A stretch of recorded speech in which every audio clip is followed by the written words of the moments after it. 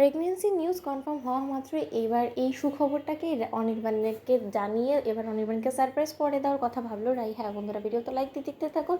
একদিকে যখন অনির্বাণ রাইকে সারপ্রাইজ করার জন্য রাইয়ের গোটা পরিবারকে নিজেদের বাড়িতে নেমন্তন্ন করে রাইয়ের বিশেষ দিনেরটাকে আরও বেশি স্পেশাল করে তোলার কথা ভাবতে থাকে, অন্যদিকে অনির্বাণের জন্য বিশেষ এক সারপ্রাইজে ওয়েট করছে অনির্বাণের অজান্তেই, সেটা কোনোদিনও অনির্বাণ কল্পনাও করতে পারেনি।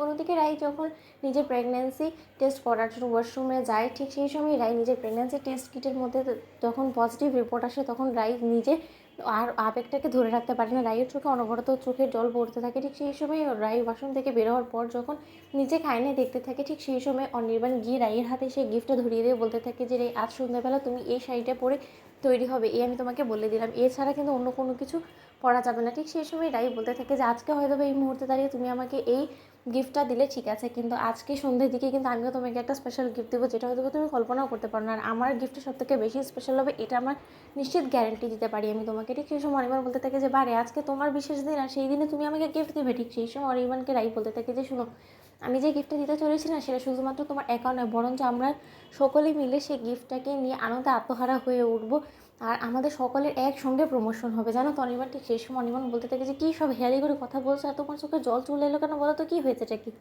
আজকে এত বড় একটা দিন তোমার জীবনে, আর সেই দিন এরকম করে চোখের জল ফেলতে আছে বলো তো। রাই ঠিক সে সময় রাই বলতে থাকে যে আজকে এমন একটা সারপ্রাইজ আমি পেয়েছি, যেটা কিনা আমি কোনোদিনও তোমাকে ভাষায় বলে প্রকাশ করাতে পারবো না। তার থেকে বড় কথা, এই গিফটটা আমি পেয়েছি শুধুমাত্র তোমার সুবাদে, তাই আমি তো তোমার কাছে অবশ্যই কৃতজ্ঞ।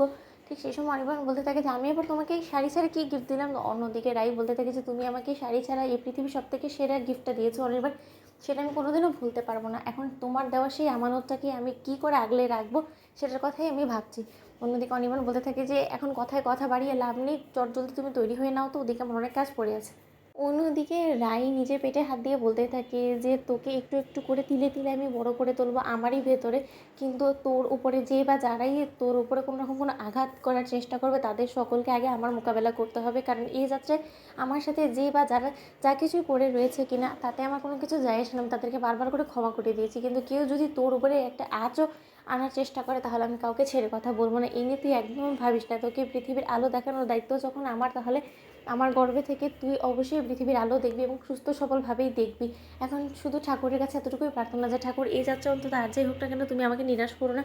এই যাত্রায় যদি আমি নিরাশ হই, তাহলে আমার সাথে সাথে অনির্বাণও রীতিমতো ভেঙে পড়বে, কারণ ও বেচারা অনেক দিন ধরে অধীর আগ্রহ অপেক্ষা করে রয়েছিল এই সুখবরটা শোনার জন্য।